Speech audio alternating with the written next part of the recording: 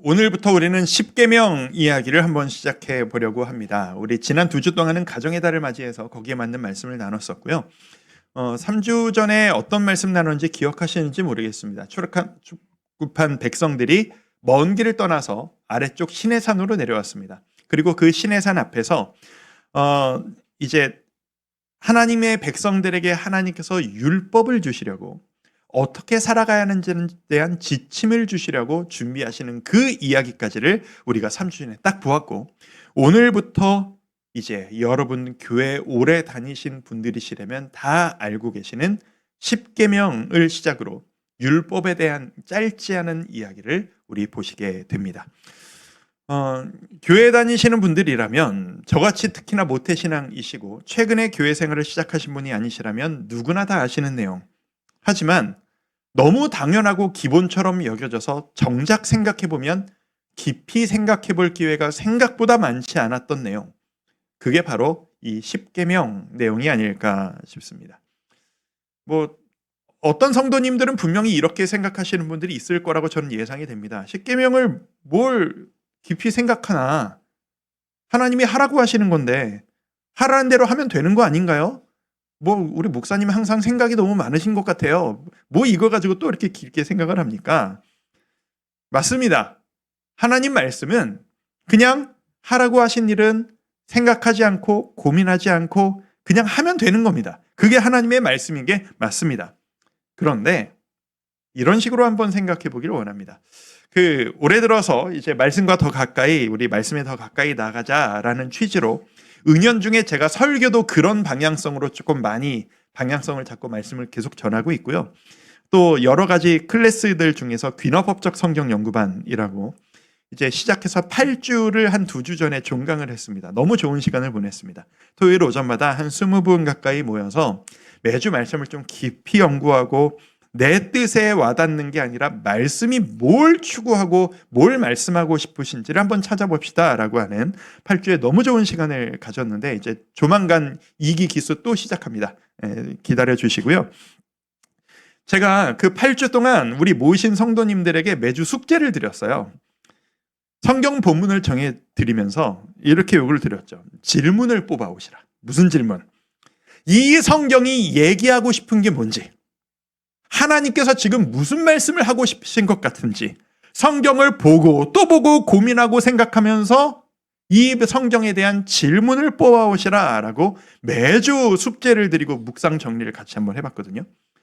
근데 이제 마무리할 때쯤에 한 성도님이 이제 나눔을 하면서 이렇게 말씀을 하시는 거예요. 그 말씀을 듣고 모두가 이렇게 빵 터져서 막 크게 웃었던 기억이 있어요. 이 성도님이 하시는 말씀이, 아니 맨날 생각을 해라, 맨날 질문을 해라 하는데 나는 이 성경을 보고 궁금한 게 없는데, 나는 이 성경을 그냥 보고 그냥 그대로 믿기로 믿어지는데 왜 이걸 가지고 자꾸 생각을 해라, 질문을 해라 하십니까? 이렇게 하시는 거예요. 너무 이해가 되죠? 그냥 믿어지는데 어떻게 하란 말이냐? 왜 자꾸 질문을 해서 의심을 하게 만드냐? 그럴 수 있습니다.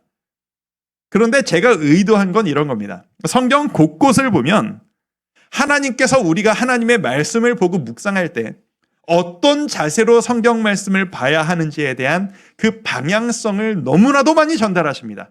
그 중에 한 말씀을 제가 뽑아가지고 가지고 왔어요. 여러분 잘 아실 만한 시편 1편 2절 말씀입니다. 같이 한번 읽어보실까요? 자, 시작. 오직 여호와의 율법을 즐거워하여 그의 율법을 주야로 묵상하는도다. 자, 저기 보시면 여러분 잘 아시잖아요. 하나님을 복 있는 사람은 이렇게 살아갑니다 라고 얘기하면서 하나님의 복을 누리는 사람은 여호와의 율법, 곧 하나님의 말씀, 성경 말씀을 너무 즐거워하고 기뻐해서 그 말씀을 주야로 밤낮으로 묵상한다라는 거예요. 이게 많은 말씀을 밤낮으로 계속 읽어나간다는 게 아니라 한 말씀을 밤낮으로 묵상한다라는 거예요. 이 묵상이 도대체 뭐냐를 찾아보고 싶어서 제 원어를 찾아봤더니 이 묵상의 원어 단어에 이런 의미가 있습니다. 말씀을 계속 되뇌이고 반복하고 소리내서 외우고 천천히 생각하고 또 생각하고 반복해서 생각하는 것. 그게 복 있는 사람이 한다 하는 주야로 묵상하는도다. 그 묵상입니다. 하나님이 우리에게 이걸 요구하세요.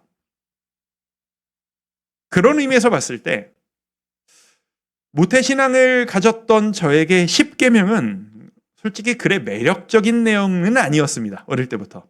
사실 좀 딱딱하고 재미도 없었고, 무엇보다도 큰 이유는 이거였어요. 표면적으로 보면 이 말씀이 너무 다 당연한 얘기처럼 보이는 거예요. 어떤 면에서 내가 표면적으로 너무 이미 다 잘 지키고 있는 이야기 아닌가? 그래서 당연하게 그냥 읽고 지나간다고 할까요? 제일 걸린다라고 하는 게, 여러분들은 십계명을 잘 지키며 살고 계십니까? 그나마 걸리는 게 한 4계명 정도? 안식일을 기억해서 거룩히 지켜라, 좀 쉬어라. 우리가 쉬지를 않으니까 도대체. 그게 걸리는 거 정도? 이렇게 주일에 공부하고 뭐 사 먹으면 죄책감 드는 그 정도? 그거 외에 우상을 만들고 간음을 하고 도적질을 하고 대부분 우리가 그런 식의 삶을 살고 있지는 않잖아요. 그러니까 십계명 당연한 거 아닌가? 그렇게 다가오는 거예요. 근데 제가 이번에 이 십계명을 우리 성도 여러분들과 나누려고 곱씹고 묵상하고 반복해서 생각하고 또 생각하고 생각하다 보니 이 십계명이 간단한 이야기가 아니로구나 라는 것을 너무나도 많이 깨닫게 됩니다. 그래서 이게 어떤 결과를 불러일으켰냐면, 제가 이 출애굽기를 훑어나가면서 그래도 한 장에 한 주 이상은 좀 안 넘어가고 이렇게 쭉쭉쭉쭉 진도를 빼려고 사실 십계명을 한 주에 그냥 맞춰버리고 싶었거든요. 제일 중요한 메시지 위주로. 근데 이걸 묵상하다가 한 주 설교가 2주로 늘어났어요. 근데 이번 주에 묵상하다가 2주 설교가 3주 설교로 늘어났어요. 다음 주엔 또 어떻게 될지 모르겠어요. 이러다가 십계명 10주 하는 건 아닌가 걱정이 살짝 되는데, 이게 우리 성도님들 지루해하시면 안 되는데 생각이 좀 들긴 하는데 모르겠습니다. 제가 말씀드리고 싶은 건 이겁니다. 너무 당연해 보이는 말씀이 묵상할수록 너무나도 많은 것들을 우리에게 깨닫게 합니다. 자, 오늘부터 시작해서 우리는 하나님의 율법들에 대한 짧지 않은 여정을 시작합니다. 이 율법들을 어떤 경로로 얼마나 많이 여러분과 나눠야 될지에 대한 많은 고민들을 하는 여정인데, 오늘 그 시작 십계명입니다. 율법이란 하나님이 기뻐하시는 것은 이런 것이다 라고 하나님이 선포하신 내용이고, 십계명은 그 율법의 심장과도 같은 핵심 내용입니다. 오늘부터 나누는 이야기는 너무나도 중요한 이야기가 되겠습니다. 우리 말씀을 같이 다시 읽어보기를 원하는데, 2절을 먼저 한번 읽어볼 텐데, 2절은 십계명을 시작하는 대전제입니다. 십계명을 시작하시면서 프롤로그 같이, 서문 같이 이게 십계명이야 라고 하면서 2절에서 뭐라고 말씀하시는지 우리 같이 한번 읽어보실까요? 자, 2절 한 목소리로 시작. 나는 너를 애굽 땅 종되었던 집에서 인도하여 낸 내 하나님 여호와니라. 자, 잠깐 보여주세요. 말씀 무슨 의도인지 아시겠어요? 이제부터 내가 십계명을 너희에게 알려줄 텐데, 이 계명은 내가 너희의 하나님 여호와야. 조금 더 자세히, 내가 너희를 살린 여호와야. 내가 너희를 구원해냈어. 너희가 나로 인해 생명을 구원받았어. 알고 있지? 너희가 나에게 나의 구원을 받았으니, 은혜를 받았으니 이제 나 여호와 하나님의 말에 네가 순종해야 한다. 알겠지? 이게 바로 십계명이라는 겁니다. 자, 율법의 의미 많은 얘기를 할 수 있지만 가장 중요한 십계명의 정신이 방금 읽은 그 말씀에 녹아져 있습니다. 제가 자막으로 적어가지고 왔습니다. 십계명의 정신이 무엇이냐? 우리가 일반적으로 많이 하는 이야기. 지켜야 은혜 받을 수 있어. 이 율법을 지켜야 내가 구원을 받고, 이 율법을 지켜야 내가 하나님께 도움받을 수 있어. 이거 어기면 혼나. 맞을지도 몰라. 이게 십계명의 가장 중요한 정신이 아니라요. 십계명의 가장 중요한 정신은 내가 이미 은혜를 받았다라는 게 전제예요. 너 이 말을 지켜야 은혜 누리는 게 아니고 너는 이미 나에게 은혜를 받은 자야. 은혜를 받았으니 이제 네가 마땅히 내 말을 따라야 하지 않겠니? 이게 방금 읽었던 2절 말씀 가운데 녹아져 있는 십계명의 기본 정신이에요. 이 부분을 우리 칼빈이 이런 식으로 표현합니다.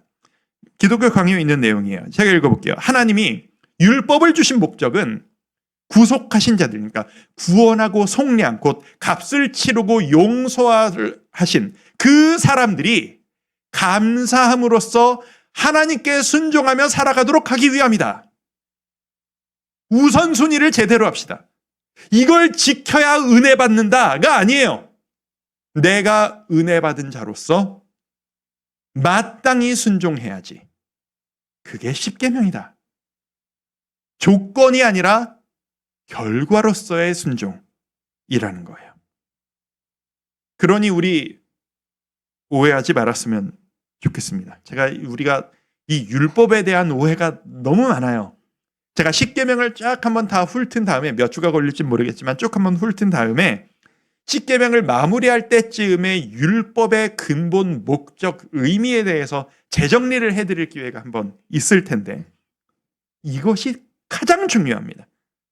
하나님이 우리를 올가매려고 율법을 주신 게 아니에요. 너 어떻게 하는지 내가 두 눈 뜨고 부릅뜨고 쳐다볼 거야. 매들고 쳐다보시는 게 율법을 주신 의미가 아니에요. 십계명은 나를 너무 사랑하셔서 주신 이야기예요. 그런 의미로 우리 이 대전제를 기억하고 오늘 우린 1계명만 볼 거거든요. 1계명을 같이 한번 읽어보도록 하겠습니다. 20장 3절 함께 읽습니다. 시작. 너는 나 외에는 다른 신들을 내게 두지 말라. 너는 나 외에는 다른 신들을 내게 두지 말라. 하나님 외에 그 어떤 존재도 신의 자리에 대체해서 놓지 말라. 라는 것입니다. 여러분은 이 사실을 믿으십니까? 순종하시겠습니까? 너무 당연한 이야기 같죠? 당연한 대전제 아닙니까? 아니, 그걸 내가 믿으니까, 하나님만을 믿으니까 내가 기독교인 거고, 교회에 나오는 거고, 예배 드리는 거 아닙니까? 라고 생각하고 계시죠? 근데 이 말씀을 곰씹고 묵상해보니, 저에게서 이 단순하고 부연 설명도 안 하시잖아요. 그냥 이걸로 끝이거든요. 1계명은. 다른 계명과 다르게. 이 단순한 것을 해내지 못하는 저의 모습을 봅니다. 우리의 모습을 봅니다. 자, 오늘 이 1계명을 이런 식으로 한번 설명해 보도록 하겠습니다. 요즘 우리의 삶을 보면 이제 요즘 대선 선거 운동이 시작됐습니다. 뉴스들 많이 보고 계시고 선거 운동 하는 것들 많이 보고 계시죠. 우리 나라를 위해 오랜 기간 함께 계속 기도하고 있는데 이런 모든 과정을 통해서 빨리 좀 안정을 찾고 우리나라가 질서를 찾을 수 있기를 진심으로 우리 끝까지 기도하며 함께 노력했으면 좋겠습니다. 자, 뭐 정치 얘기를 하려는 게 아니라 구조 얘기를 한번 해보고 싶습니다. 우리가 이 선거라는 것을 이야기할 때 아이들이 배우는 교과서에서도 이런 식으로 표현을 합니다. 제가 본 기억이 납니다. 선거라는 행위를 민주주의의 꽃이라고 표현합니다. 선거가 민주주의의 꽃이에요. 왜요? 선거를 통해 국민인 우리의 뜻을 표현하는 것이기 때문이죠. 민주주의, 현대를 살아가고 있는 우리 모두에게는 너무 당연한 전제이자 무슨 일이 있어도 반드시 지켜야 할 소중한 가치로 여기는 사상. 특히나 우리 연세가 있으신 성도님들은 많은 일들을 겪으시면서 너무나도 훨씬 더 소중한 가치로 생각하시는 그 가치, 그게 바로 민주주의라고 하는 정치 사상일 겁니다. 이걸 한번 생각해 볼까요? 민주주의 할 때 이 민주주의의 뜻이 뭐죠? 민주. 한문으로 백성민, 주인, 주자를 씁니다. 곧 민주주의란 백성이, 국민이 이 나라의 주인이라는 뜻입니다. 그리고 이 백성이 주인됨을 지켜내기 위해서 그 국민의 주인됨을 지켜내기 위한 틀, 헌법이라고 하는 규약, 약속을 만들었습니다. 그래서 그 헌법 1항 1조에 보면은 대한민국은 갑자기 원고야 없었던 말을 하려니까 갑자기 버벅거리죠. 대한민국은 민주주의 공화국이고 국민이 주인이고 그런 내용들이 맨 위에 딱 나와 있지 않습니까? 그리고 그 헌법에 따라서 국민을 위해 나라를 이끄는 지도자로서 대통령 같은 사람들이 선출이 되는 것이죠. 정리해보면 이렇습니다. 지도자가 위에 있고 그 아래 국민이 있는 게 민주주의가 아닙니다. 민주주의는 국민들이 맨 위에 주인된 자리에 있고 이 국민들을 섬기고 이끌기 위해 지도자된 대통령 같은 지도자를 우리가 직접 선출하는 겁니다. 이게 민주주의입니다. 그래서 안타까운 얘기지만 최근에 이 정신을 어겼을 때 대통령이라고 해도 이 헌법 제도에 따라서 국민의 주권이 침해당하고 헌법이 무너진다면 대통령까지도 그 자리에서 내려오게 만드는 것 아닙니까? 그게 민주주의인 거예요. 자, 기억해 놓으시죠? 우리는 이 민주주의가 구조가 익숙하다. 내가 우리나라의 주인이라고 하는 인식이 자연스럽다. 라는 전제로 성경을 보면 성경이 쓰여질 당시에는 그런 인식이 없었다라는 겁니다. 사실 민주주의가 세계 나라에 뿌리를 박은 지는 불과 몇백 년이 되지 않았습니다. 성경이 쓰여질 당시는 지금 우리가 바라보고 있는 출애굽기의 이스라엘은 절대 왕정, 왕이 다스리는 나라, 왕이 절대 주권을 가진 애굽 왕 바로의 통치를 받고 있다가 탈출한 사람들이 지금 이 이스라엘입니다. 그러니까 지금 우리에게는 민주주의, 우리가 이 나라의 왕이야라는 게 너무 익숙한 것처럼 이 이스라엘 사람들에게는 나라는 왕이 다스리는 거 아니야? 왕의 뜻대로 다스리고 우리가 왕에게 순종해야 되는 거 아니야? 라는 개념이 너무 당연한 겁니다. 민주주의와 왕정이 다른 게 뭐예요? 왕정에서는 왕이 주인입니다. 왕의 말이 곧 법이에요. 그래서 왕이 맨 위에 있고 그 아래 백성들이 있어서 왕의 말을 백성들이 따라가는 거예요. 완전히 다르죠. 오늘 본문은 하나님께서 이 구조가 익숙한 백성들에게 이 시대의 이 분위기를 사용하셔서 본인을 드러내시는 이야기입니다. 이 이스라엘 백성들은 강력한 통치자, 내 위에 누군가가 있다라고 하는 개념, 나를 내 맘대로 끌고 가는 강력한 통치자에게 내가 맞춰야 한다는 이 절대자 개념이 익숙해요. 그들에게 하나님이 말씀하시는 겁니다. 내가 너희를 구했고 내가 너희 위에 있는 너희의 왕, 그 왕보다 더 높은 창조주, 너희의 구원자, 절대자, 내가 너희의 여호와 하나님이다. 너희가 이것을 받아들여야 한다. 너희는 나 말고 다른 곳에 눈 돌리지 말고, 그건 반역이니까요. 나만을 너희의 절대자 하나님으로 받아들여라. 이게 일계명인 겁니다. 우리는 하나님을 믿는 사람들입니다. 우리는 하나님의 자녀들이고 하나님의 백성들입니다. 지금 이 자리에서 하나님이 우리의 주인 되심 왕이심을 부인하고 싶으신 분은 아마 거의 없으실 겁니다. 최근에 예수님을 믿기 시작한 분이 아니시라면 말이죠. 근데 솔직히 한번 생각해 보시죠. 1계명, 하나님을 절대자로 모시고 하나님이 우리를 이끄신다라고 하는 그 믿음을 고백하기엔 우리의 삶이 솔직히 부끄러울 때가 많지 않으십니까? 왕의 시대에는 왕의 말을 어기면 죽음만이 결과였습니다. 그런데 우리는 나의 유익 앞에서 너무나도 쉽게 왕의 뜻이 아닌 나의 뜻을 따라 삽니다. 이게 어떻게 가능할까요? 왕의 시대라면 상상도 못할 일이 지금 우리의 삶엔 너무나도 당연하게 매일 반복되고 있습니다. 하나님이 나의 왕이십니다. 하지만 내 뜻대로 사는 거예요. 말로만 왕이에요. 왕을 왕으로 인정해드리지 않는 삶을 우리가 살아요. 이럴까? 이렇게 한번 표현해 볼게요. 이거 비유로 드리는 말씀입니다. 오해 없으시길 바라면서 이렇게 표현해 보고 싶어요. 내가 왜 이럴까? 혹시 우리가 하나님 앞에서도 민주주의를 따지고 있는 거 아닐까요?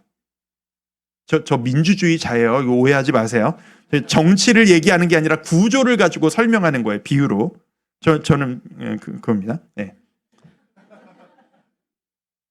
하나님 앞에서 우리가 일상 가운데 태어나면서부터 이 민주주의 나라에서 너무 좋은 나라에서 살아가면서 내가 주인이야. 나의 주체성이 중요해. 내 인생은 내가 책임지는 거야. 우리 나라의 주인이 바로 나야. 이 개념에 너무 익숙하다 보니 자연스럽다 보니 하나님이 절대자이시다. 그러니 네 생각과 다를 때 하나님께 순종하고 하나님 외에 그 어떤 존재, 그 어떤 가치관도 하나님의 자리에 대신 두지 말아라 라고 하는 이 1계명의 도전 앞에서 너무나도 당연한데 네? 제가 주인인데요? 제가 제 인생의 주관자인데요? 왜 하나님이 제 영역을 침범하시죠? 이런 식으로 하나님의 자리에 나 외에 다른 신을 두지 말라라고 하는 절대 자리에 내가 앉아있곤 하고 있는 것은 아닙니까?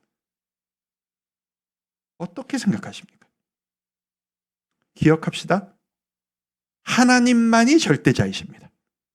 하나님의 존재는 그 어떤 존재로도 대체될 수도 없고 비교될 수도 없고 대신할 수 없는 유일한 존재가 우리의 여호와 하나님이십니다. 여러분 이걸 믿으십니까? 하나님만이 진리이시고 하나님만이 구원자이시며 하나님만이 우리 인생의 주인이시라는 겁니다. 자, 이 말씀을 우리 삶으로 그냥 직접적으로 갖다가 붙여버리죠. 오늘 말씀 시간을 시작하면서 던져드린 질문. 말씀을 묵상한다는 것. 말씀을 뭐 이렇게 깊이 묵상하고 생각을 많이 합니까? 그냥 아멘하고 믿으면 되지. 그 타이밍을 적용해서 한번 알려드릴게요. 자, 말씀을 보자마자 무슨 뜻인지 깊이 생각하지도 않고 그냥 보자마자 아멘, 믿습니다. 알고 있습니다. 익숙합니다. 그렇게 하겠습니다. 그냥 덥석 그냥 빨리 믿고 받아들이는 것만이 좋은 믿음이 아닙니다, 여러분. 제가 오늘 정리해드리고 싶어요. 제가 알아요. 왜 자꾸 그런 일이 일어나는지. 왜 깊이 생각 안 하시고 그냥 아멘 믿어요 라고 지나가고 싶은지 제가 그걸 너무 잘 알아요. 왜요? 깊이 알면 자꾸 너무 깊이 생각하면 뭔가 감당할 수 없는 일이 일어날 것 같거든요. 그냥 아멘하고 덮고 빨리 지나가고 싶은 거예요. 너무 제대로 깊이 믿으면 나에게 너무 부담스러운 일이 막 닥쳐올 것 같은 거예요. 내가 실천하기 부담스러운 너무 디테일한 지침을 하나님이 나에게 부담으로 막 주실 것 같거든요. 그래서 너무 디테일 지침 나오기 전에 아멘 믿습니다. 다들 이렇게 하잖아요. 그렇죠? 다음 패스 알고 넘어갑니다. 오늘 묵상 끝. 수습해버리시는 거 아닙니까? 이게 우리의 현실 아닙니까? 어떻게 이렇게 잘하냐고요? 저도 그렇게 살기 때문입니다. 지금도 그 싸움을 하고 있기 때문입니다. 믿고 빨리 받아들인다는 건 그게 아닙니다. 앞뒤가 거꾸로 해야 돼요. 우리는 어떻게 하냐 하면 말씀을 딱 봤을 때 빨리 받아들인 다음에 그 말씀대로 사는 게 너무 힘들 때 이게 안 되는 이유를 너무 길게 생각해요. 아멘 해놓고 순종해야지. 상황이 달라요. 어려워요. 이런 일들이 있어요. 그러니까 이건 좀 어려우니까 다음부터 이거 하면 안 될까요? 뒷이야기가 너무 길어요. 거꾸로 해야 한다는 겁니다.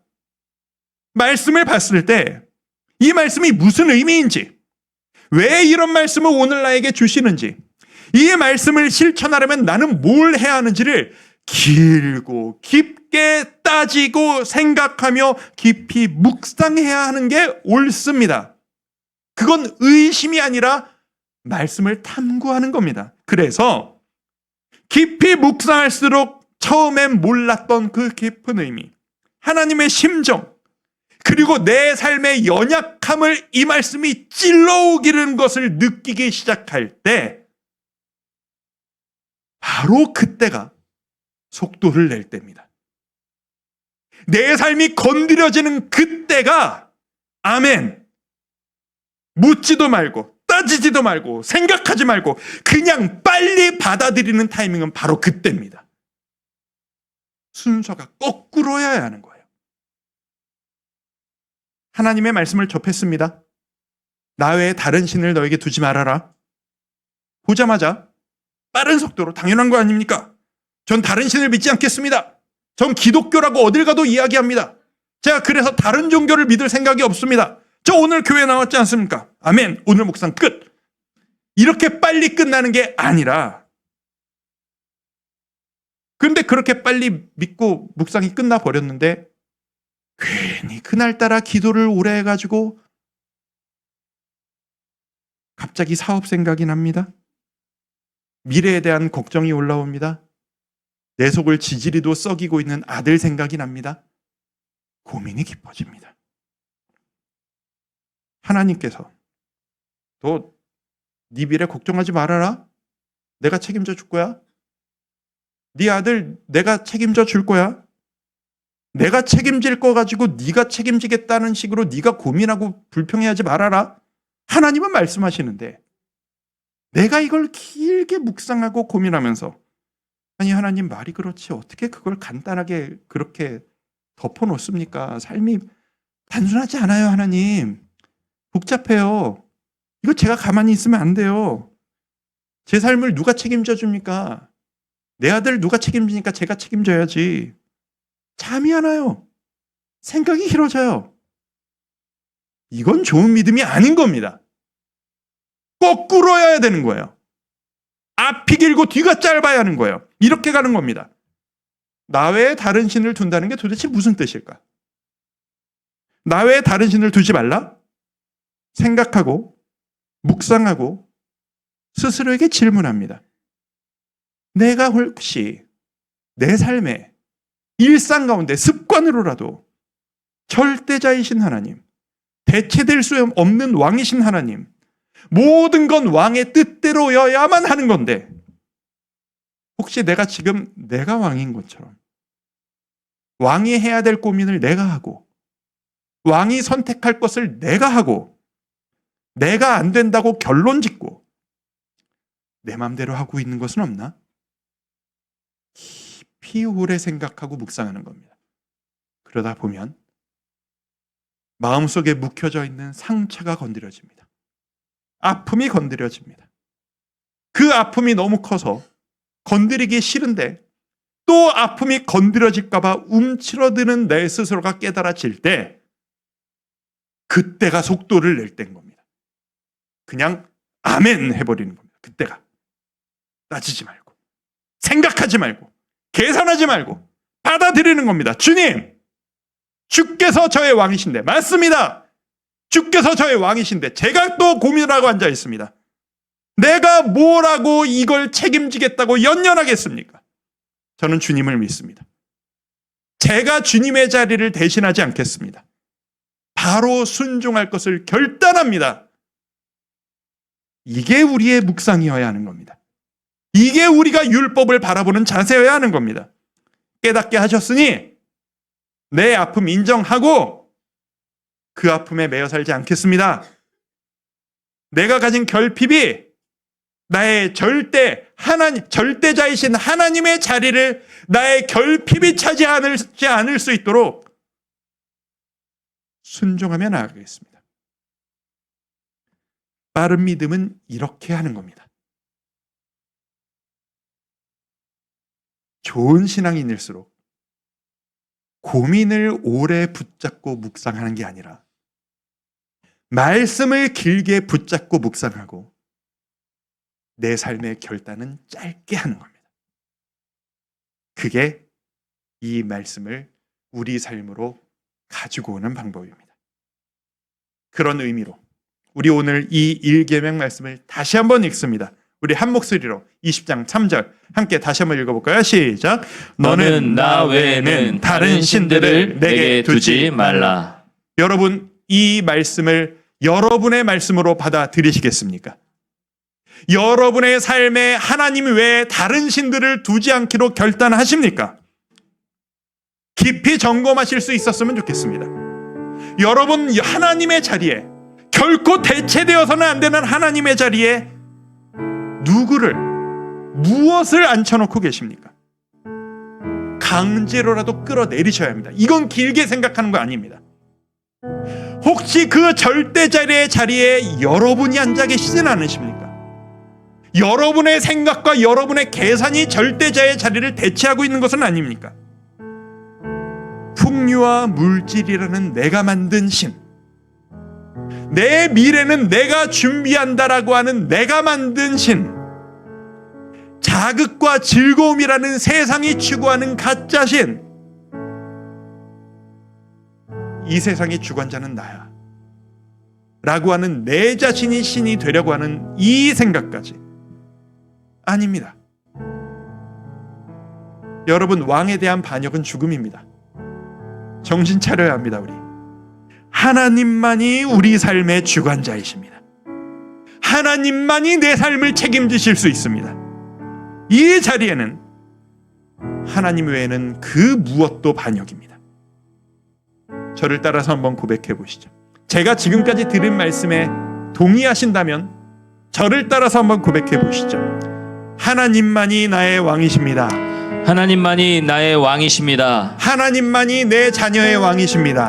하나님만이 내 자녀의 왕이십니다. 하나님만이 우리 가정의 왕이십니다.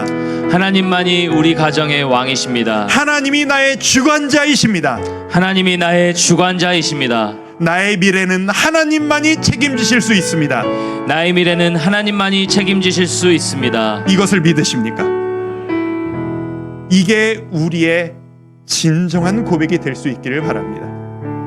입으로는 고백했지만 예배를 마치자마자 미래에 대한 걱정으로 침울하게 우울로 빠지는 그런 존재가 아니라 주님을 믿습니다. 주님께 맡깁니다. 여러분, 가게를 운영해도 사장이 고민하지 직원은 고민 안 합니다. 사장님이 고민하는 거지 알바생은 고민 안 합니다. 우리 삶의 주인은 내가 아니라 하나님이십니다. 고민은 하나님의 몫입니다. 절대로 맡겨드리십시다. 오늘 우리가 오늘 이 시간을 기점으로 주님이 나의 왕되심을 선포하고 절대자이심을 선포하고 우리는 반발자국 뒤로 물러서서 하나님이 내 삶을 어떻게 만들어 가시는지를 보자, 기대감으로 쳐다보는 우리가 되었으면 좋겠습니다. 그런 의미에서 오늘 우리 이 찬양으로 기도로 나아갈까요? 전능하신 나의 주 하나님은 능치 못하실 일 전혀 없네. 나의 주관자 되신 하나님이 모든 것이 능하신 주시다. 우리 그 하나님을 찬양하며 내 삶을 주님께 맡겨드리길 원합니다. 함께 고백하며 나아갑시다. 전능하신 나의 주, 전능하신 나의 주 하나님은 능치 못하실 일 전혀 없네. 우리의 모든 간구도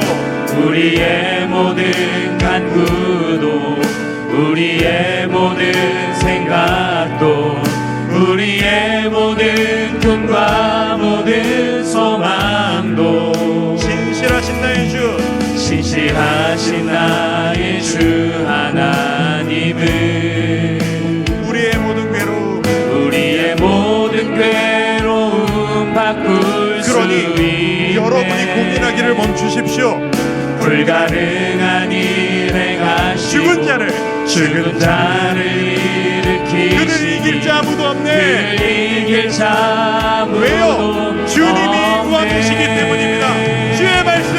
주의 말씀 의지하여 깊은 곳에 금을 던져 오늘 그가 놀라운 일을 이루시는 것 보라.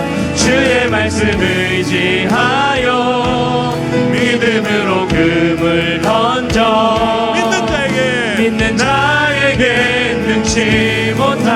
한 번 더 고백합시다. 전능하신 나의 주 하나님 능치 못하실 일 능치 못하실 일 전혀 없네. 우리의 모든 간구도 우리의 모든 생각 우리의 모든 우리의 모든 꿈과 모든 소망도 왕이시기 때문입니다. 신실하신 나의 주 하나님을 지금 우리가 매여 있는 우리의 모든 괴로움 바꿀 그러니 수 있네. 맡겨드립시다. 불가능한 일 행하시고 죽은 자도 일으키십니다. 죽은 자를 일으키시고 그를 이길 자 아무도 그러니 절대자이신 주의 말씀을 의지하여 깊은 곳에 금을 던져 오늘 그가 놀라운 일을 이루시는 것 보라. 주의 말씀 의지하여 믿음으로 금을 던져 믿는 자에게 능치 못함 없네. 믿는 자에게 능치 못함 없네. 믿는 자에게 능치 못함 없네. 믿는 자에게 능치 못함 없네. 믿는 자에게 능치 못함 없네. 방금 우리가 고백했습니다. 믿는 자에게 능치 못함 없다. 이 믿음이 뭘 의미합니까? 내가 원하는 것이 이루어지리라 믿습니다가 아닙니다. 하나님이 나의 주관자이심을 믿습니다인 겁니다. 내가 고민할 필요 없이 주께서 책임지신다는 것을 믿습니다인 겁니다. 이 시간 기도하며 나아갑시다. 주님, 나의 미래를, 나의 삶을, 나의 근심을, 나의 아픔과 상처마저도 내 자녀와 우리 가족의 모든 일들 주관자께 맡겨드립니다. 주여, 주께 고민 맡겨드리고 우리는 빨리 순복하고 자유롭게 주의 길 따라가길 원하오니 주여, 우리의 삶을 책임져 주시옵소서. 우리 같이 한번 기도하며 나갑니다. 기도합시다. 아버지 하나님, 우리의 삶을 주께서 오늘도 말씀하여 주시는 하나님의 사랑과 은혜 가운데 내가 매여있는 나의 마음에 내가 연결하고 있는 내 마음의 쓴뿌리들 내 삶의 주인 되신 내가 이걸 해결해야 한다는 내 삶의 부담감까지 내가 매여서 흔들리고 앞으로 나아가고 있지 못한 나의 쓴뿌리와 나의 연약함과 상처까지도 왕이신 아버지 하나님, 절대자이신 하나님, 무엇으로도 절대 대체될 수 없는 아버지 우리의 삶을 주관하시는 주관자 되시는 주님, 우리의 삶을 인도하시고 구원하시고 함께하시는 주님만을 바라보며 주의 은혜를 구하며 주의 영광을 구하며 주의 말씀을 믿고 우리가 나아가는 기쁨으로 나아가는 우리가 되게 해주시고 연연하고 주저하는 것입니다. 주님 바라보며 주님하시는 참자유를 내가 해결하는 주차니 주께서 주체자가 그 은혜를 우리가 주님 없이 나는 인생을 인정하며 주시옵소서. 우리 삶의 아버지 하나님, 우리는 짧게 하고 모든 걱정 근심을 주님께 맡겨드리고 하나님 내 삶에 책임져 주시옵소서. 내 삶을 인도하시는 주님을 신뢰하고 나갑니다.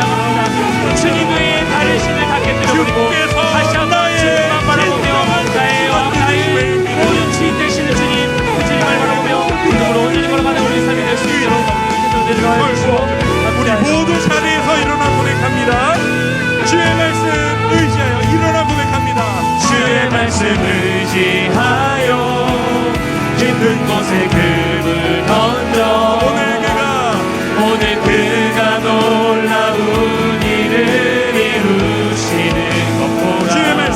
주의 말씀 의지하여 믿음으로 금을 던져 믿는 자에게 능치 못함 없네. 믿는 자에게 능치 못함 하나님의 절대가 계심 믿는 자에게 능치 못함 없네. 아버지 하나님, 우리가 입으로는 주여 주여 하면서도 주께서 나의 하나님이십니다라고 고백하면서도 주께서 내 삶의 주인 역할을 하려고 하실 때마다 뒤로 물러서서 제가 알아서 할 겁니다. 고백했던 우리의 모습을 회개합니다. 내가 주인이 아니라 주께서 주인이십니다. 이미 은혜 받은 주께서 살려주신 인생, 그게 우리의 삶임을 주님 앞에 고백합니다.